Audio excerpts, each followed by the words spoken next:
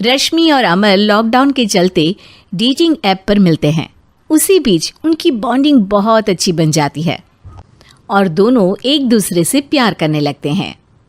बस लॉकडाउन खत्म होते ही चट मंगनी पट शादी। उससे पहले घर में बात तो कर लो। अरे माँ पापा कभी मना नहीं करेंगे। अमर की बात सुन रश्मि खुश हो जाती है। ऐसे ही दिन बीतते हैं और देखते ही देखते लॉकडाउन खुल जाता है, जिसके अगले ही दिन अमर अपने परिवार के साथ रिश्ता लेकर रश्मि के घर पहुंच जाता है।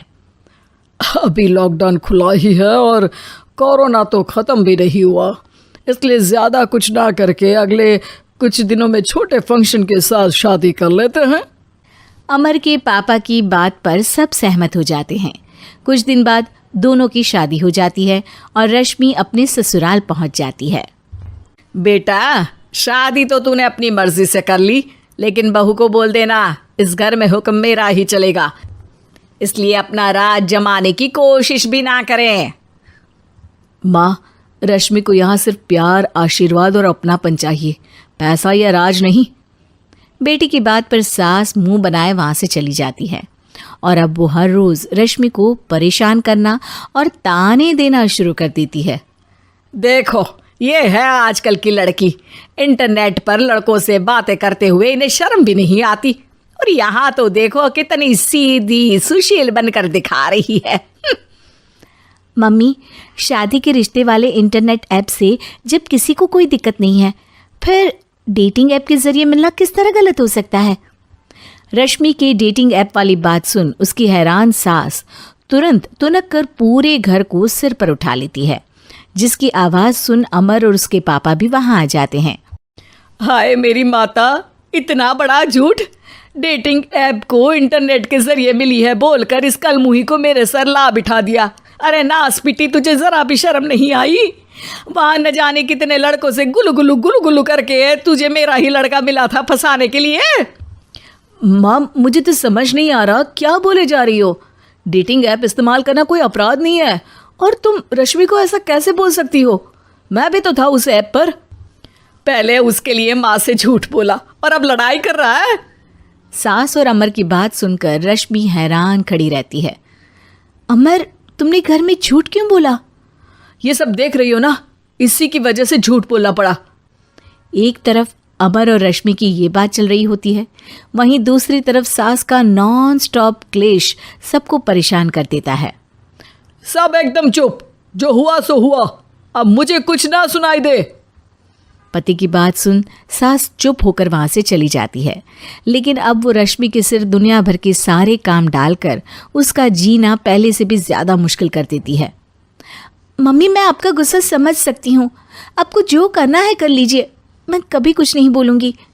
उम्मीद है किसी दिन तो आपका गुस्सा शांत होगा और नफरत प्यार में बदलेगी। रश्मि की अच्छाई को उसका नाटक समझकर सास गुस्से के 7वें आसमान पर चढ़ जाती है और उसी शाम रश्मि को नीचा दिखाने के लिए अपनी सहेलियों को घर बुलाकर उसकी बुराइयां करने लगती है। अरे कौशल्या, क्या बताऊं, आजकल के बच्चे ना बहुत एडवांस हो गए हैं। पहले रिश्ते घर परिवार वाले सब देख परख के कराते थे, और अब ये लोग खुद न जाने कहाँ कहाँ मिलकर खुद ही सब कुछ पक्का करके हमें बता देते हैं। लड़की का कैसा दिन धर्म, कैसा ईमान, कैसा चरित्र कुछ नहीं पता, बस प्यार किया और घर लाकर बिठा देते हैं। अरे ऐसा क्यों बोलती हो? आजकल बच्चे अपने आप में बहुत समझदार हो गए हैं, और फिर पूरी ज़िंदगी तो उन दोनों को ही साथ निभानी है। अपनी पसंद से शादी कर भी ले तो क्या दिक्कत? तू ही देख ले, पहले इतना अच्छा बेटा और अब सोने पर सुहागे जैसी सर्वगुण संपन्न बहू।